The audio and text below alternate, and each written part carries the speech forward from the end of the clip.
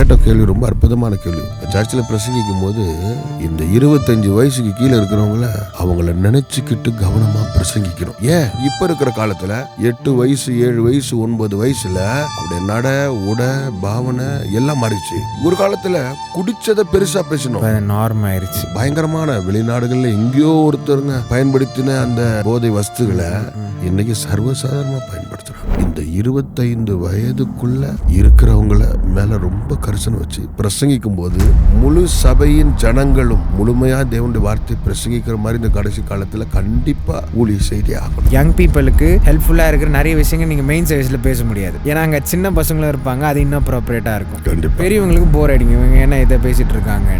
இன்னைக்கு நீங்க பாத்தீங்கன்னா சபையின் நேரங்கள் குறைக்கப்பட்டிருக்கு. அப்ப அந்த காலங்கள்ல காலையில போனோம்னா பெரிய ஆடியோ சிஸ்டம் அப்படிலாம் இருக்காங்க. விடுதலையான ஆராதனை உடைக்கப்படுகிற உருவாக்கக்கூடிய வார்த்தை இப்பொழுது யாரும் அப்படி செய்வதை பார்க்க முடியல. இந்த வீட்டு ஜெபம், இந்த சண்டே ஸ்கூலு ஆராதனை, இவைகளுக்குள்ளெல்லாம் அந்த 10 வயசுல அவர்கள் கேட்ட வார்த்தையே அவர்கள் பின்மாறி போயிட்டா கூட அந்த வார்த்தைகள் நிச்சயம் அவர்களை திருப்ப கொண்டு வந்துடும். ஏன்னா கர்த்தருடைய வார்த்தைகள் ஒரு நாளும் பிரயோஜனம் இல்லாமல் போயிடாது. If you are someone like me who speaks Tamil but doesn't read Tamil, but you always wanted to read the Bible in Tamil, then the Tanglish Bible is absolutely for you. The Tanglish Bible is a Romanized version of the Bible, meaning the Bible is still in Tamil but it's written in English, so hence the name Tanglish Bible. This is really great when you're reading through the Bible in English or any other language for that reason and are struggling to understand the meaning of a passage because you don't speak that language. Now you don't have to worry about that if you have the Tanglish Bible. So if you want to grab one, check out the link in the description and use code PM10 at checkout for 10% off. That is PM10 for 10% off at checkout. Now back to the video. யூஸ்வலாக நமக்கு சர்ச்சில் நம்ம சர்ச்சுக்கு போகிறோம், இல்லை நம்ம ஒரு கிறிஸ்தவ வாழ்க்கையை வாழ்கிறோன்னு சொன்னாங்கன்னா நிறைய பேருக்கு சேட்லி என்னென்னா வீக்கெண்ட்ஸில் ஒரு டைம் சர்ச்சுக்கு போயிட்டு வராங்க, அவ்வளோதான் முடிஞ்சிருச்சு. சர்ச்சுடைய இன்வால்மெண்ட் அவ்வளோதான், அவங்க சர்ச்சில் இன்வால்வ்டாக இருக்கிற உடைய லெவலில் அவ்வளோதான். வெறும் வீக்கெண்டுக்கு ஒரு சர்வீஸ் போயிட்டு வருவாங்க, அதுவும் தடு மாதிரி இப்போ எல்லாமே ஒரு ஹவர் சர்வீஸு, அப்புறம் 90 மினிட்ஸ் சர்வீஸு ஆயிடுச்சு. அந்த 1 hour இல்லை 90 மினிட்ஸுக்கு போயிட்டு வராங்க, அவ்வளோதான். சர்ச்சுடைய ஆக்டிவிட்டீஸில் இன்வால்வ்டாக நிறைய நீங்கள் சொன்ன மாதிரி போயிட்டு சர்ச்சில் போய் மினிஸ்ட்ரி போகும்போது அது கூடலாம் போக மாட்டாங்க, வெறும் வீக்கெண்ட்ஸ் மட்டும் போவாங்க. இந்த மாதிரி இருக்கிறதுனால நான் ஒரு பிரச்சனையை நான் அப்சர்வ் பண்ணியிருக்கேன். நம்ம நேற்று ராத்திரி கூட இதை பற்றி பேசிகிட்டு இருந்தோம். ஏன்னா சர்ச்சில் அந்த சண்டே சர்வீஸில் அந்த 60 மினிட்ஸ்னால் அட்லீஸ்ட் இப்போல்லாம் 20 மினிட்ஸ் தான் மெசேஜே ஆயிடுச்சு. 20 மினிட்ஸ் இல்லை 30 மினிட்ஸ் பேசுவாங்க.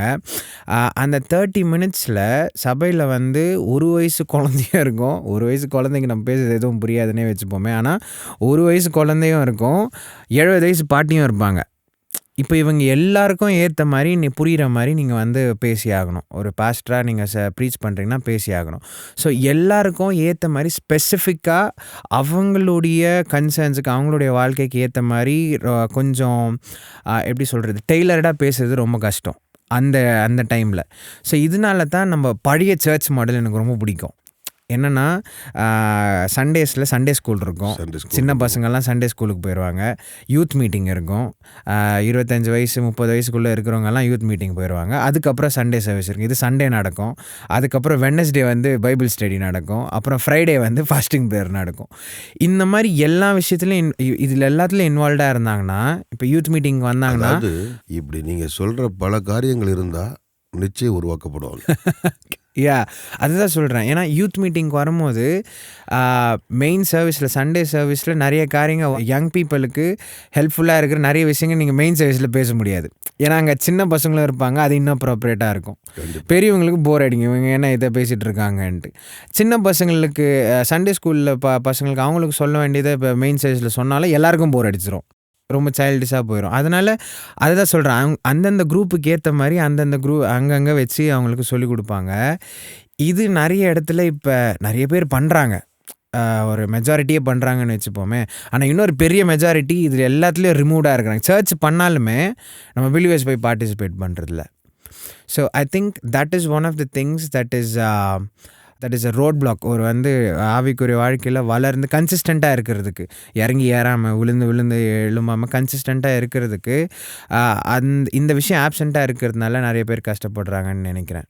உண்மையாக ஒரு விஷயம் என்னென்னா, இன்னைக்கு நீங்கள் பார்த்தீங்கன்னா சபையின் நேரங்கள் குறைக்கப்பட்டிருக்கு. அப்போ அந்த காலங்களில் காலையில் போனோன்னா விடுதலையான ஆராதனை. அந்த காலத்தில் எதுவுமே உங்களுக்கு பெரிய ஆடியோ சிஸ்டம் அப்படிலாம் இருக்காது. விடுதலையான ஆராதனை, விடுதலையான தேவனுடைய வார்த்தைகள், உடைக்கப்படுகிற உருவாக்கக்கூடிய வார்த்தைகள். அதுக்கப்புறம் பார்த்தீங்கன்னா அது மட்டும் இல்லை, அவங்களுக்கு அது கிடைத்தது மட்டும் இல்லை, மாலை நேர ஊழியங்கள் இப்படிலாம் பார்த்து வளரக்கூடிய சூழ்நிலைகள் பிள்ளைகளுக்கு இருந்தது. இப்பொழுது யாரும் அப்படி செய்வதை பார்க்க முடியல. இன்னொரு விஷயம் என்னென்னா, அந்த காலங்களில் பார்க்கும்போது கரெக்டாக பார்த்தீங்கன்னா எங்கள் அப்பா அம்மா சனிக்கிழமை காலையில் எங்கே போயிடுவாங்க? சர்ச் போயிடுவாங்க. ஏன்னா அங்கே என்ன ஜெபம் நடக்குன்னா உபவாச ஜெபம். எங்கள் அம்மா வெள்ளிக்கிழமையே போயிடுவாங்க. ஏன்னா வெள்ளிக்கிழமை என்ன ஜெபம்?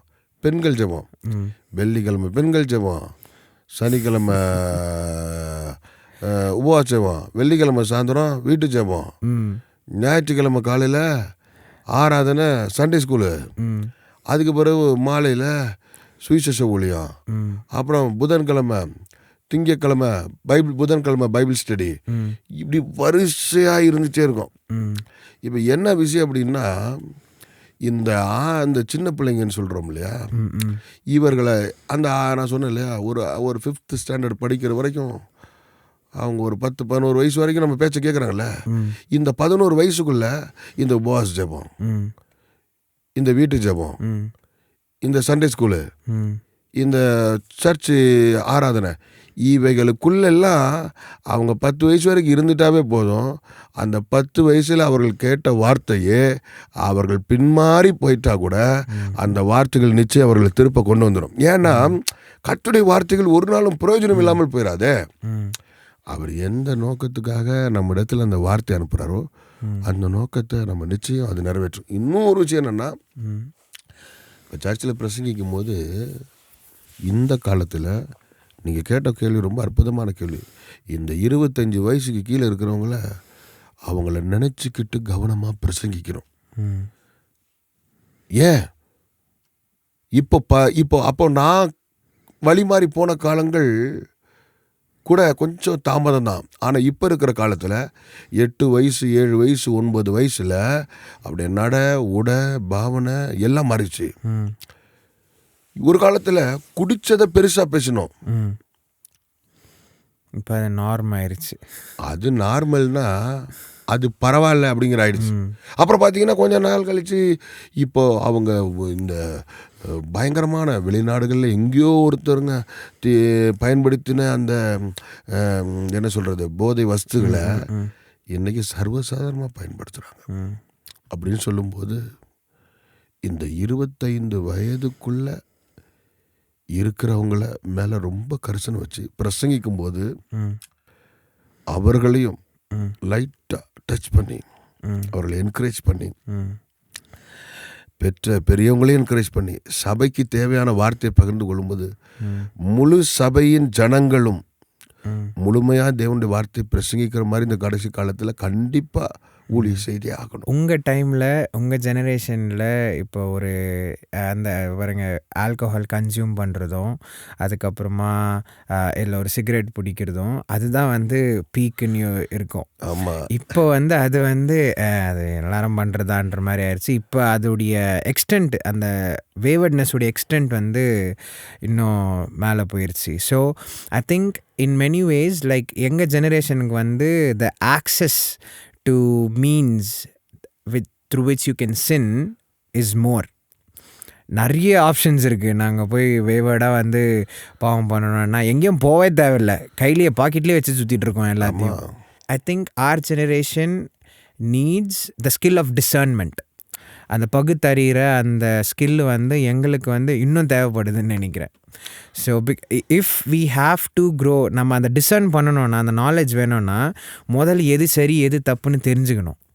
அதை சரி எது தப்புன்னு சொல்லி கொடுக்குறது தான் நமக்கு சர்ச்சுக்கு வரும். ஸோ லைக் இதை பார்த்துட்டு இருந்தீங்கன்னா தயவுசெய்து யூத் மீட்டிங் போங்க இந்த வாரம், மிஸ் பண்ணாமல். ஓகே, நம்ம சர்ச்சில் வந்து நீங்கள் சொன்னீங்க ஒரு சர்வீஸ்க்கு ஒரு 350 பீப்புள் வருவாங்கன்ட்டு. ஸோ கலெக்டிவாக சில பேர் சம்டைம் சர்வீஸ்க்கு வர மாட்டாங்க. ஸோ கலெக்டிவாக வந்து எத்தனை பேர் இருப்பாங்கன்னு நினைக்க நம்ம சர்ச்சில்? அதாவது ரெகுலராக எல்லாரும் வராங்க. Okay, awesome. ஆனால் சில பேர் அவ்வப்போது வருகிறவங்களும் இருக்காங்க. ஓகே, அப்படி ஒரு கூட்டம் இருக்க தானே செய்யும் இல்லையா? ஆமாம், சில பேர் ரெகுலராக வைராக்கியமாக வரக்கூடியவங்களும் இருக்கிறாங்க. ரெகுலராக அட்டன் பண்ணுற அந்த கூட்டத்தில் எத்தனை பேர் வந்து இந்த 25 இயர்ஸுக்குள்ளே இருக்கிற குரூப்பு? ஒரு 60-70 பேர் இருப்பாங்க. 60-70 பேர்.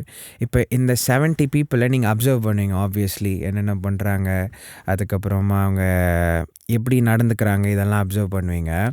ஸோ நான் ஒரு விஷயம் வந்து நான் அப்சர்வ் பண்ணுறது என்னென்னா, சர்ச்சஸில் நிறைய டைம் இல்லை, மோஸ்ட் ஆஃப் த டைம், அதுதான் நிறைய time, most of the time வந்து பாஸ்டர்ஸ் வந்து ப்ரீச் பண்ணுவாங்க. இப்போ நான் நேற்று கூட நம்ம இதை பற்றி பேசிகிட்டு இருந்தோம். என்ன ப்ரீச் பண்ணுவாங்கன்னா, இப்போ அன்பை பற்றியே பிரசங்கம் பண்ணுறாங்கன்னு வச்சுக்கோங்களேன்.